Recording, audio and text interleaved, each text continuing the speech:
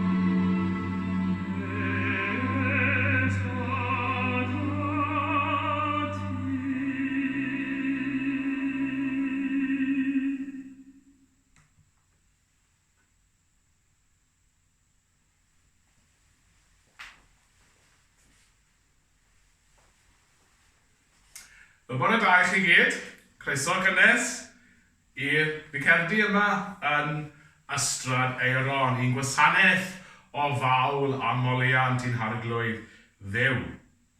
Dwi'n dilyn patrwm yr eglwys yng Nghymru, wrth gwrs, y darlleniadau allan o'r llythiadau, wrth gwrs, heddi yw'r 5 Sul yn y gyfrawys. Wythnos nesaf, dwi'n gobeithio mynd yn fyw, ond ni'n meddwl am heddi y fydden ni'n recordio'r gwasanaeth y flaen llaw i cael gweld sy'n mae pethau yn gweithio mas. Mae'r ymunau o'r llyfr caneuon ffydd, felly gadewch i ni ddechrau gyda emyn bach diwiog, maen nhw'n gyd eitha diwiog, Christian bychan a dwyf dilyn Iesu Grist, emyn 750 94. 794.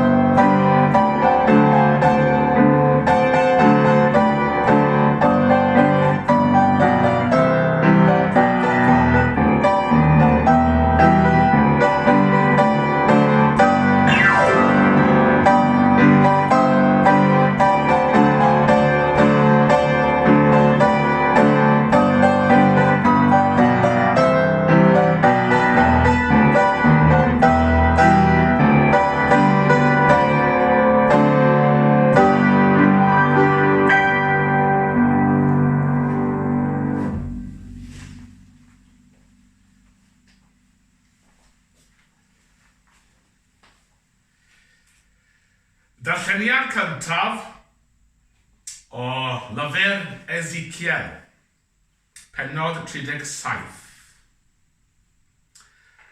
Daeth llaw o'r arglwydd arnaf ac aeth am I allan trwy ysbryd yr arglwydd am gosod yng nghanol dyffryn a oedd yn llawn esgyrn. Aeth am I nôl a blaen o'n hamgylch a gwelais lawer iawn o esgyrn ar lawr y dyffryn, ac yr oeddent yn sychion iawn. Gofynnodd I mi, fab dyn, a all yr esgyrn hyn fyw. Atebais innau, o arglwydd fyw, ti sy'n gwybod. Dywedodd wrthyf, proffwyda wrth yr esgyrn hyn, a dywed wrthynt. Esgyrn sychio, clyw aur yr arglwydd. Fel hyn y dywed yr arglwydd fyw wrth yr esgyrn hyn. Wele fe rhoddaf I anadl ynoch, a byddwch fyw. Rhoddaf ewynau arnoch, paraf I gnawd ddod arnoch, a rhoddaf groen drosoch. Rhoddaf anadl ynoch, a byddwch fyw. Yna byddwch yn gwybod, mae my fi yw'r arglwydd. Proffwydais fel y gwrchmynwyd I mi. Ac fel yr oeddwn yn proffwydo, daeth sŵn, a hefyd gynwrf, a daeth yr esgyrn ynghyd, asgwrn ac asgwrn. Edrychais ac yr oedd gewynau arnynt, a chnawd hefyd, ac roedd croen drostynt, ond nid oedd andl ynddynt. Yna dywedodd wrthyf, proffwyda wrth yr andl, proffwyda, fab dyn, a dywed wrth yr andl, fel hyn y dywed yr arglwydd fyw. O anadl, tyrd o'r pedwar gwynt, ac yn adlar y lladdedigion hyn iddynt fyw. Proffwydais fel y gwrchmynwyd I ni, a daeth andl iddynt, ac aethant yn fyw, a chodi ar ei traed yn fyddin gref iawn. Yna dywedodd wrthyf, fab dyn, holl di Israel yw'r esgyrn hyn. A maent yn dweud, aeth ein hesgyrn yn sychion, darfu am ein gobaith ac yn torwyd ymaith. Felly proffwyda wrthynt a dywed, fel hyn a dywed yr arglwydd yw. O fy mhobol, y rwyf am agor eich beddau a'ch codi ohonynt, ac fe af a chwi yn ôl i dir Israel. Yna, byddwch chwi fy mobol yn gwybod mai my fi yw'r arglwydd, pan agoraf eich beddau a'ch codi ohonynt. Rhoddaf y ysbryd ynoch, a byddwch fyw, ac fe'ch gosodaf yn eich gwlad eich hunain. Yna byddwch yn gwybod, mai my fi, yr arglwydd a lefarodd, ac mai my fi a'i gwnaeth, medd yr arglwydd. Dyma air yr arglwydd. Diolch a fo i Dduw. Yr salm osodedig y bore yma yw salm 130. Salm 130. O'r dyfnder y llefau sarnat o arglwydd. Arglwydd clew fy llefain. Ystyried y glistiau wrth lef yn weddiau. Os crefi ar anwireddau, arglwydd. O arglwydd, pwy a saif. Ond y mae gyda thi, fa ddeiant fel y ofner. Disgwyliaf am yr arglwydd, disgwyl fy enaid, ac yn ei air ef y gobeithiaf. Fy enaid sydd yn disgwyl am yr arglwydd, yn fwy nag y mae gwylwyr am y bore. Yn fwy nag y mae gwylwyr am y bore. Disgwyliad Israel am yr arglwydd, oherwydd y mae trigaredd gyda'r arglwydd, ac aml ymwared gydag ef, ac ef a wared Israel. Oddi wrth ei holl anwireddau. Yr ail ddarlleniad o ddyffur Paul at yr Rufeiniad, yr 8fed benod, dechrau yn y 6fed adnod. Yn wir, y mae'n bod yn bryd ar y cnawd yn farwolaeth. Ond y mae'n bod yn bryd ar ysbryd yn fywyd a heddwch. Oherwydd y mae bod yn bryd ar y cnawd yn ylyniaeth tuag at Dduw. Gan nad yw a chana all fod yn ddarostyniad i gyfraith Dduw. Ni all y sawl sy'n byw yn myd y cnawd foddhau Dduw. Ond nid y myd y cnawd yr ydych chwi, ond yr ysbryd. Gan fod ysbryd Dduw yn cartrefi yno chwi. Pwy bynnag sydd heb ysbryd Crist, nid eiddo Crist mo hwnnw. Ond os yw Crist yno chwi, y mae'r corff yn beth marw o achos pechod. Ond y mae'r ysbryd yn beth byw o achos cyfiawnder a chybol Dduw.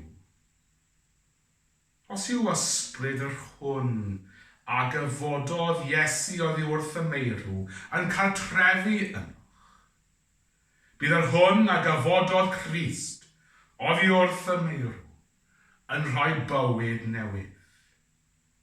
Hyd yn oed eich cyrff marwol chwi trwy ei ysbryd sy'n ymgatrefi yno chwi. Dyma air yr arglwydd. Diolch a fo i Dduw.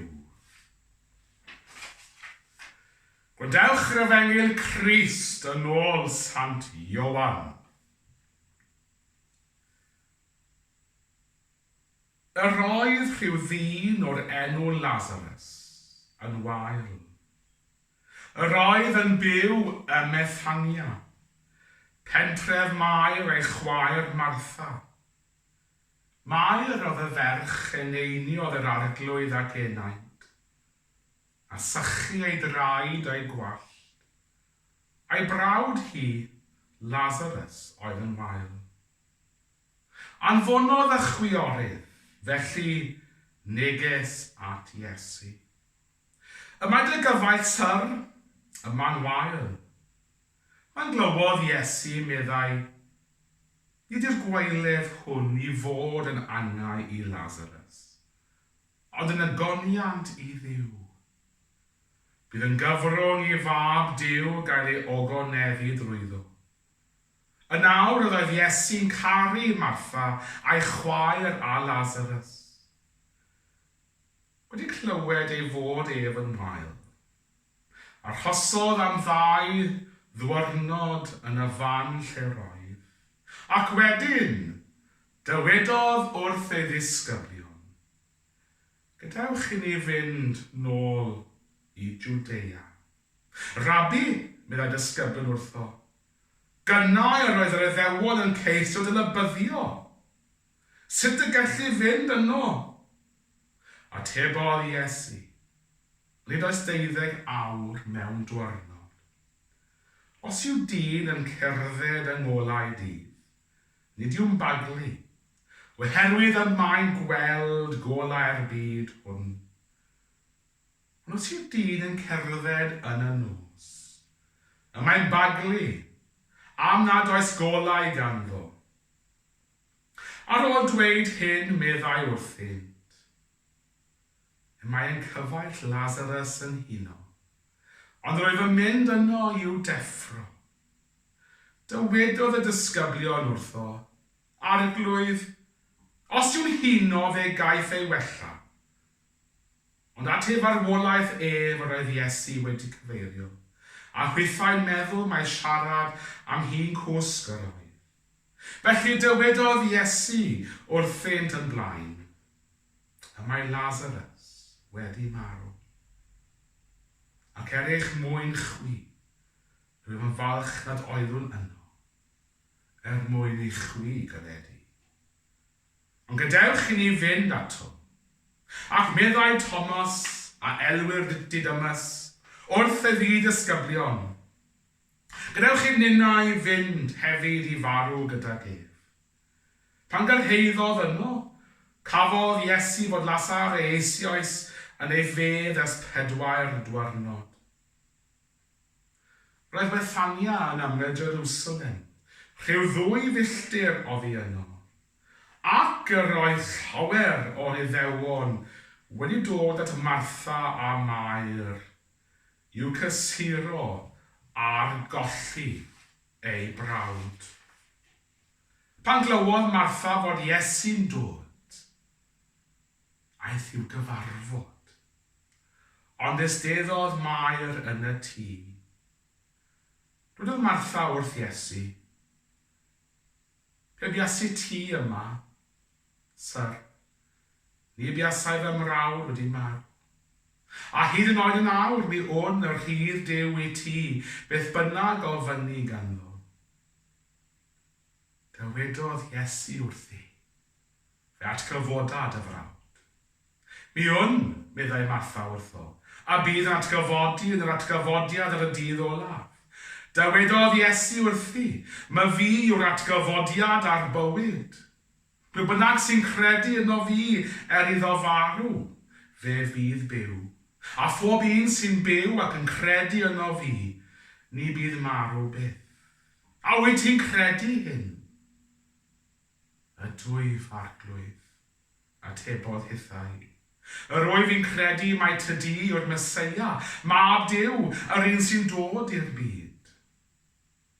Wedi iddi ddweud hyn, aeth ymaith a galw ei chwaer Mair, a dweud wrthi o'r neilltu, y mae'r athro wedi cyrraedd, ac y mae am dy weld. Pan glywodd Mair hyn, cododd ar frys, a mynd ato ef.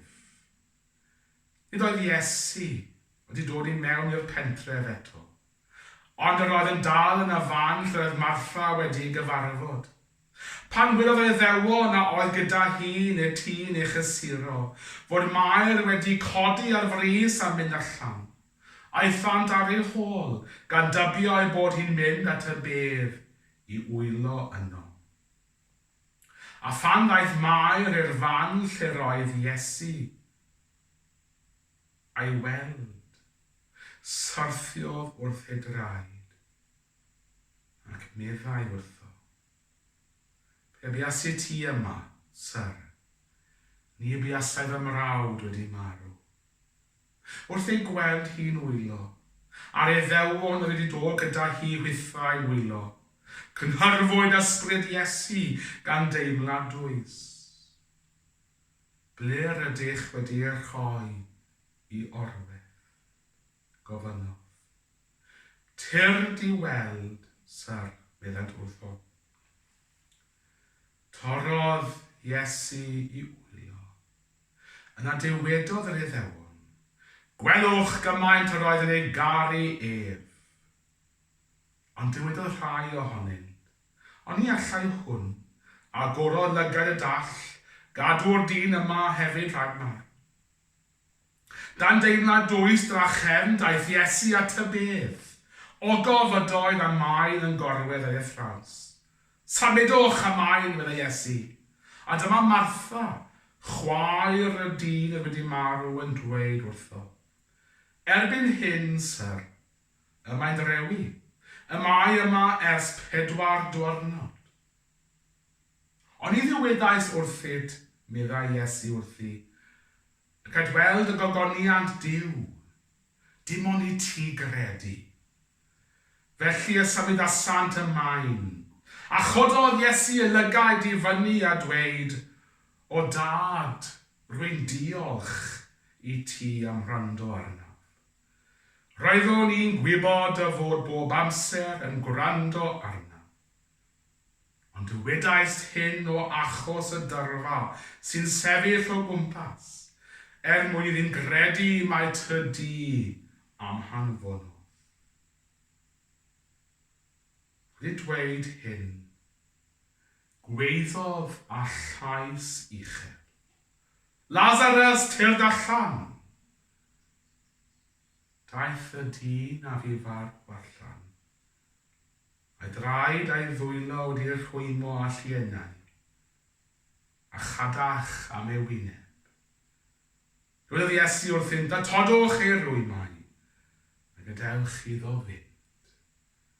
Felly daeth llawer o'r iddewon, y rhai oedd wedi dod at Mair, a gweld beth yr oedd Iesu wedi ei wneud, i gredu ynddo. Dyma efengyl yr arglwydd, moliant i ti o Grist. Enw'r Tad a'r Mab a'r Ysbryd Lan. Amen. Wel, ni wedi dod i ddiwedd tymor y Gyrawist, y 5 Sul. Yn y Gyrawist, wrth gwrs, Sul y Dioddefaint. A fel Gristnogion, wrth gwrs, ni'n edrych ymlaen at lawenydd dydd Sul y Pasg. Mi ddwedodd rhywun wrthai ar y ffôn rhai diwrnodau yn ôl, y bydd Pasg eleni yn drad wahanol i'r Pasg arferol. Ac mi ddwedodd na fyddwn yn gallu cyd-lawenhau gyda'n gilydd. Wrth gwrs, gallwn ni lawenhau yr atgyfodiad yn harglwydd Iesu Grist. Mae rhaid i ni gofio, wrth gwrs am wir ystyr tymor y Gyrawys, wrth ni gofio am ympryd Iesu Grist yn yr anialwch am 40 diwrnod, am ei aberth ac am dynnu ei hun oddi wrth gymdeithas. Tymor y Gyrawys yn dymor o adlewyrchu ac yn dymor o baratoi cyn i ni ddathlu'r Pasg, y wyrth o atgyfodiad Iesu Grist drosoch chi a fi. Dwi am gyfeirio at wyrth arall o'r Efengil y bore yma wrth i Iesu atgyfodi Lazarus.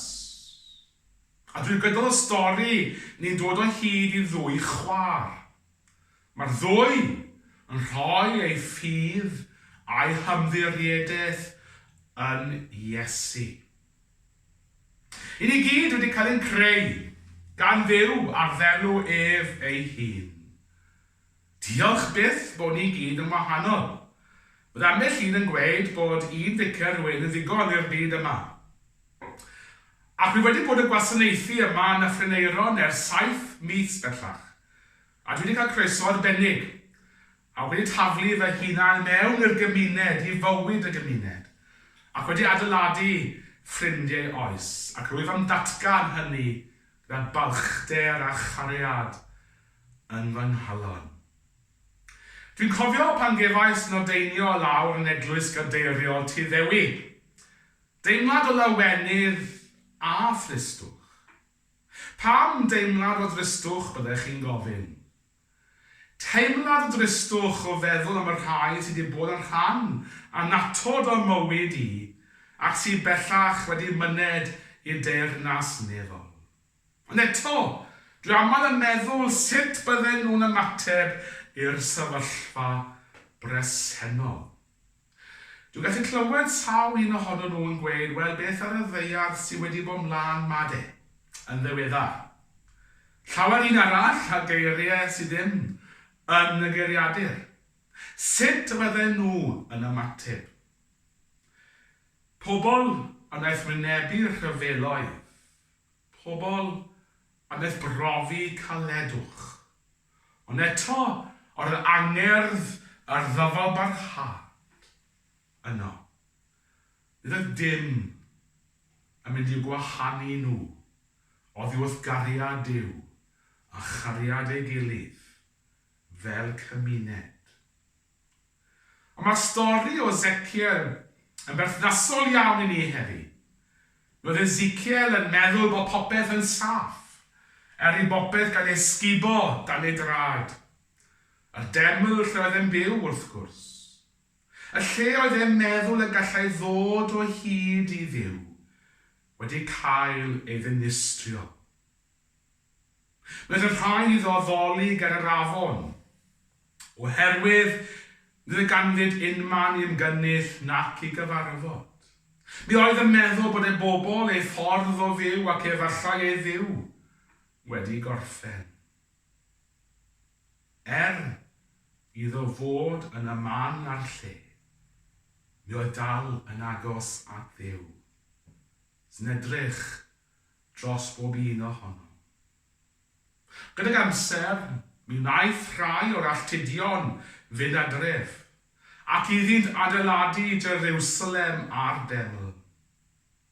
Ond mi wnaeth rhai ohonynt aros. I ni yma o hyd, fel pobl yr unfed ganrif ar hugain yn aros, a wynebu'r byd rhyfedd iawn yma. Mae mor rhwydd dyddiau yma i ni golli'r ffydd ac i gwestynu. Dwynau mae'r rhaid i mi gyfaddau wedi colli'r ffydd ar y degau pan oedd hwn yn fancach. Ond eto, mae Iesu wedi bod yno i fi. Mewn cyfnodau digon anodd, heb yn wybod i mi ar y pryd. I ni gyd wrth gwrs ar bererindod bywyd. Ni'n cofio dyn bach, wrth gwrs, pan chi'n gwasanaethu, chi'n cwrdd a nifer o gymeriadau. Dwi'n cofio dyn bach yn gweud wrthai, pan ddyn nhw'n sôn am bererindod bywyd. Ficer bach, wyd e? Mae digon o potholes wedi bod yn yr hewl dros y mywyd i. Ond dwi'n diolch i Dduw bob dydd, fy mod i cystal. Efallai fod yn gyfnod pryderus yn ein byd. Rhyw ansicrwydd o beth sydd i ddod. Nid yw siwrne bywyd byth yn un syml nac yn un syth, am beth dro neu'r rhwystyr. Ond gadewch i ni fod yn agored ac i ymfalchio yn yr hyn yr ydym wedi cael ein galw i gyflawni yn y byd. Amser yn rhywbeth gwerthfawr yn dweud. A tro nesaf o'n i'n rhif isi, gadewch i ni feddwl a oedi a chofio pam ein bod ni yma. Guddiolch bod ni wedi cyrraedd le i ni. Un peth sy'n sicr sy'n mynd i ddysgu ni i gyd o'r sefyllfa anodd yma yw amser. Diolch am amser i'r rhannu mewn cyfeillgarwch gyda'n gilydd, ac hefyd i ddiolch am ein cyfoedion sy'n bellach wedi'n gadael ni, ond sy'n annwyl iawn yn ein cylonau a meddyliau. Maent wedi chau i ni, etifeddiaeth gyfoethog. Gadewch i ni barhau i fedi ar hyn sydd gyda ni. Geiriau Dewi Sant. Dwi aml yn meddwl am ei eiriau, brodyr a chwiorydd. Byddwch lawen, cedwch eich ffydd a'ch cred, a gnewch y pethau bychain, a glywsoch ac a welsoch gen i fi. Mae rhaid i ni ddylai barhau, y ni yw ei lais, y ni yw ei galon, ac mae'n byw fan hyn yn ein plith ni, yn barod i'n awdurdodi ni, i barhau gyda'n gwaith ni yn ein byd, ac yn wir yn gwaith ein cyd-aelodau, sydd wedi bod yn graig ac yn sylfaen i'n bywyd. Gallwn ddysgu wrth Ezekiel ar y ddewyd o fywyd newydd. Un a gollodd y cyfan, ond eto daeth bywyd newydd iddo. Mi fyddwn ninnau hefyd yn profi bywyd newydd, ac i fyw bywyd, a fydd yn galluogi ni i fenwreithiwr hyn sydd yn bwysig ym mywydau pob un ohonom. Iddo ef, y bobogoniant a'r mawl a'r diolch. Amen. Dwi am gannu'r emyn, wel ni'n mynd i gannu'r emyn, wrth gwrs, emyn 735. Bydd yn orol paid a llithro, mor dywyll yw y daeth, y mae seren i ddoleo, cred y niw a gwna dy waith. Geiriau pwrpasol ac amserol.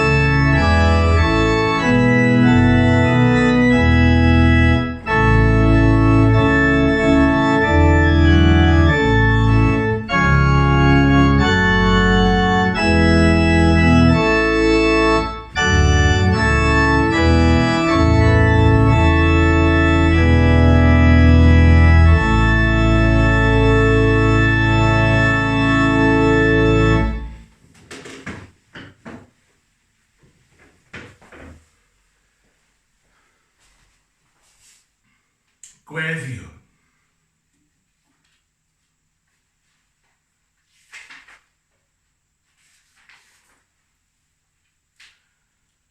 I dalwel lwybrau gweddi o arglwydd arwain ni. Dyma nhw'n ddiolch i ti am y llwybrau hyn. Gan ei bod yn rhydd ac agored i ni bob amser i'w rhodio. Beth bynnag mewn cyflwr a'n hamgylchiadau, hawddfyd neu adfyd,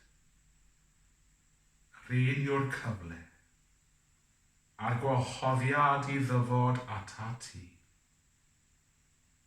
Buom am diolch lawer gwaith am yr rhai a'n cymhellodd i blygu glin a phlethu dwylo, ac adrodd y weddi fawr a rhoes Iesu i'w ddisgyblion.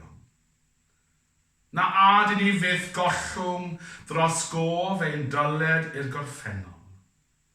Na cheisio datod yn rhwymedigaeth i dalu nôl hyd y mae'n bosib. Pan feddyliwn am dy fendithion i ni, sylweddolwn o'r newydd ein llwyr ddibyniaeth arna ti, a'n braint o gael dyrchafu dy enw. Dadnefol mewn cyfnod o ansicrwydd yn ein byd, dyro gysur i'r rhai sy'n dioddef. Dyro hedd i'r rhai sy'n yn poeni, a nerth i'r rhai sy'n yn drwm lwythog. Bydded i ni fel cenedl, derbyn gyda'r ymynedd ein cyfrifoldebau, am anghenion ac iechyd pawb sy'n y hamgylch. Wedi gyda'i hynny sy'n wan gan llai ffodus na ni. Diolch am garedigrwydd a chariad sydd i'w weld yn ein cymunedau. Pawb yn dod ynghyd i estyn llaw. Bydd gyda phawb sydd â dasg o ofalu am yr rhai sy'n sal, y staff a'r meddygon yn ein ysbytau. Gweddiwn dros ein amaethwyr, wrth iddi barhau yn ei gwaith bob dydd, drwy sicrhau bod hi gonedd o fwyd i ni gyd. Molianwn di o arglwydd ein Duw, am harddwch y creiad. Eleni eto fe welwn bod y gwanwyn newydd i'r llanw'n bywyd a'n byd a bendithion. Wrth ni ddod ger dyfron, gwelwn wynebau blodau o'm hamgylch mewn llawer lle. Does yna'r un maes heb ei fod yn dangos ôl y llaw dwyfol, sydd yn peri adfywiad. Par i ni weld yr un modd wynebau dy bobl, yn cael ei adfywio, fel y byddwn yn gweld harddwch yr ysbryd yn amlwg, ar fywydau ein gilydd.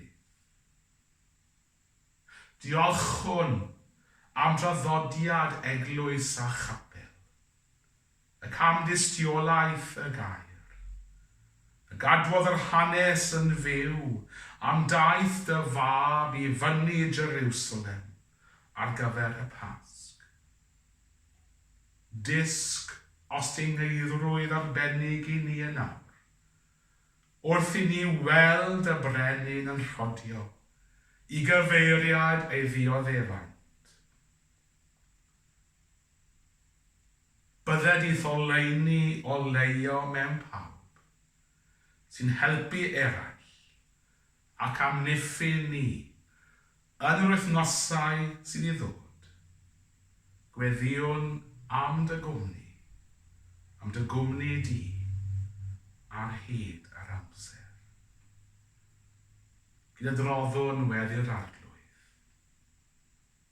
Ein tad, yr hwnnwyd yn y nefoedd, sancteiddiau'r dy enw, deled y dernas, gwneler dy wyllus, megis yn y nef, felly ar y ddeiar hefyd. Dyro i ni heddiw ein bara benyddiol, a madda i ni ein dyledion, fel y myddeu'n unau un dyledwyr, ac na carwai ni y brofedigaeth, eithir gwared ni rhan drw, canis eiddo ti o'r bernas, a'r nerth a'r gogoniant, yn oes oesoedd. Amen.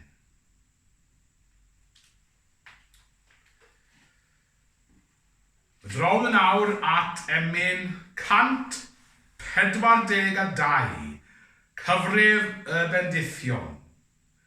Pan oed ar fod bywyd ac o don i don, pan fo ofnydd sydd o'n tristau fy mron, cyfrif y bendithion bob yn un ac un, synnu wneud gymaint a wnaeth Duw i ddyn. 142.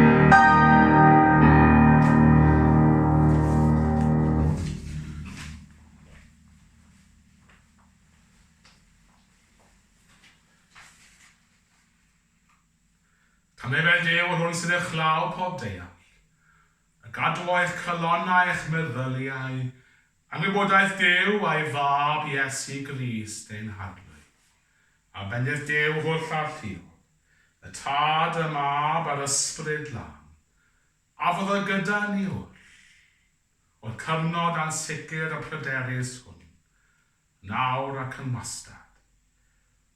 Amen. Gai ddiolch i chi am ymuno bore yma. Gobeithio eich bod wedi cael bendydd o'r addoliad y bore yma. fel ein gweud eisoes, dwi'n gobeithio wneud gwasanaeth byw dydd sy'n nesaf. Mae dyn yn dysgu mwy am technoleg modern wrth mae dyn yn mynd mlaen. Ond dwi am orffen gwasanaeth drwy chydganu emyn 797. Daeth Iesu i'n calon i fyw. 797.